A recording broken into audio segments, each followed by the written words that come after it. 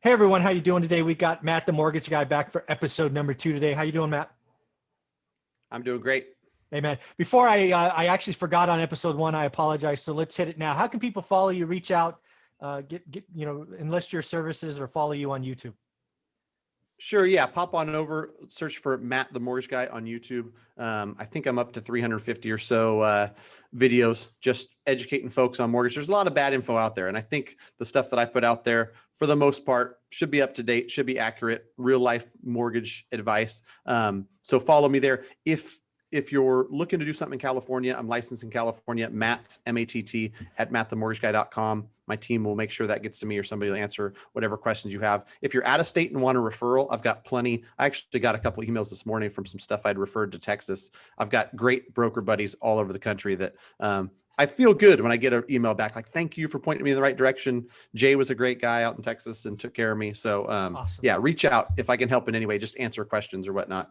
Yeah. Cool. And that's what I want to talk about in this episode. I think one of the things that's not really understood about my story, one rental at a time, and really wasn't appreciated the last 12 months, is how important considering having a mortgage broker on your team, right?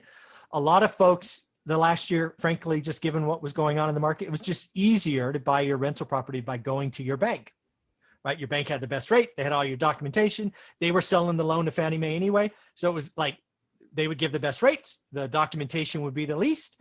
And it was just the easiest. Is that kind of a fair summary of what 2020 was like for at least a lot of people? You're saying now what, that it was easier to go get a loan at a bank? Yes, last year. And I'm trying to say this year for investors, it's changing, and you better add a mortgage broker to your team. Yeah, I mean, I think a mortgage broker's always been important, but maybe Shocking. now more so than ever. Yeah. I wonder why he says that. But Yeah, again, folks, I want it to be very clear. One rental at a time was built on relationships with mortgage brokers. I never, well, actually, let me step back. I've done one loan with what I'll call my financial institution. And that was a refi. It wasn't a purchase. All of my first 8 properties or 7 properties, one was a duplex, 8 units were bought because I used a mortgage broker back in the day. Because again, they have access to lots of portfolio lenders and banks and other options. And, I was under the impression the last year, 2020, I have no skin in the game, but for a lot of folks, it's just like, go to your bank. It's easiest. They're going to sell the loan, get best rates, least headaches. I think that's changing. If you are one rental at a time fan and you're in California, you already heard, right? If you follow me, that it changed for investors. So you definitely need to get, Matt, the mortgage guy, if you're in California, as a member of your team. If you're in another state, find a mortgage broker. Ask Matt for a referral, because again, it is going to be more complex. There are going to be more variables. What I saw last year in 2020 as investors, it was all kind of the same. So it really came down who's going to be the fastest and least obtrusive. Now it's not the case. Rates are different. Points are different. Terms are different. Ease of getting it done is different. So I think what we're seeing today in 2021 is far more normal over my 20 years. I think last year was an exception. So again, my point to everyone is get a mortgage broker because they're going to help you long-term, and they can help you plan, right? You could set them up like, hey, for your first 4, this is what we're going to do. When you go from 5 to 10, this is what we're going to do. There's just so many conversations you can have with folks that I think more people need to think about adding a mortgage broker to their team. right. Yeah. I mean, because I think the one of the biggest problems is that in 2021, there's so much information out there. Mm-hmm. Not all of it is accurate. And I can't tell you how many times somebody calls me, Mike, and they've been looking at properties. They've been analyzing things. They've been doing all this work. And then when we talk about structuring the mortgage or how they're going to get financed, they've been given bad information. Yeah. And it's either, somebody didn't know, or somebody just didn't want to spend more than 4 minutes. So they just kind of said, oh yeah, payment would be about this. Good luck, go have at it. And then you really, dial it in, and you're like, listen, you've been, W-2'd up until last year, and then you switched and you became self-employed. Like, you can't get a conventional loan, or whatever the case may be. Right. Because in general, like investor types, they're going to have more complex deals. Yeah. If you own a few properties, if you're self-employed, if you've got different things going on, it's not just, I make $67,000 working for the state of California, and I'm buying my primary house, and my debt to income ratio is X. Like there's a few more things that go into it. So I think it's not only a good mortgage broker relationship, but a mortgage broker who understands investment property financing, who understands kind of the grand scheme of things. Because I mean, I am not shy about being honest with people. Yeah. You know, somebody brings me something and they're asking questions mortgage related, and then I kind of push it back on like, well, this property you're looking at, these numbers you're looking at, like what screams good deal to you about this, right? Yeah. or whatnot. Just because, you know, as an active investor, it's a little bit different conversation than just like, hey Matt, if I put 25% down, what's my rate? Or what's the mortgage payment going to look like on this? Which, you know, for some people that's all they want or need, and then they go off and they do their own analysis, and I'm fine with that. But I think having somebody who can bounce ideas off of, and then I can tell people, I've worked with somebody in your scenario, and here's what we did.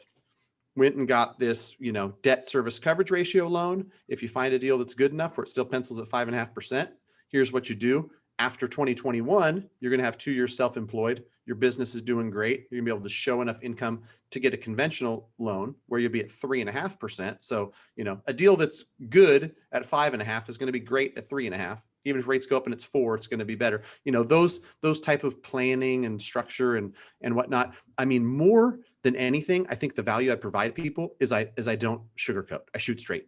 And people call me all the time, and I just give them like, this is what it is.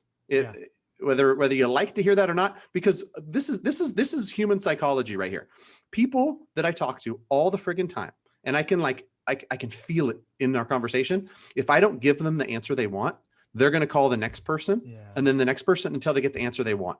And I know inevitably, I might not hear back from this person, but they're going to find the fourth mortgage person they talk to that says, oh, don't worry that you're in, you know, active bankruptcy and you're going through a divorce and you got all this, like, I'll be able to get a refinance done for you.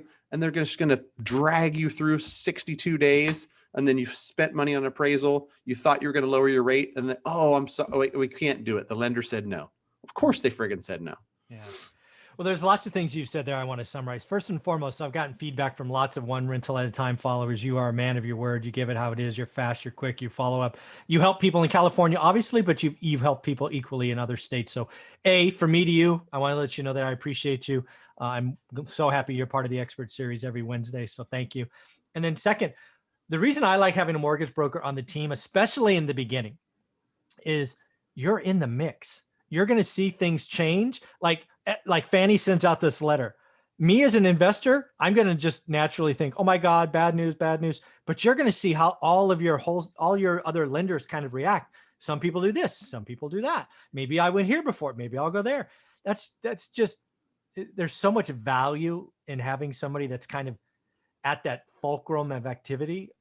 People seriously consider, if you're an investor in California, you need to reach out to Matt, the mortgage guy, introduce yourself, tell them your plan, what you're going with. And if you're in another state, find your own mortgage broker, make sure they're licensed in the state, because they will become a very valuable team member. Because I think lending going forward gets more complex. I think the powers that be are going to say, this is good, this is bad. And I don't know, good or bad thing is they're going to change their mind. They're going to turn this off, and then they're going to turn it on, and then they're going to slow it down, and they're going to do this and this is never, it's never ending. I've seen the mortgage market change 50 times in my 20 years, and you just never know. So, right.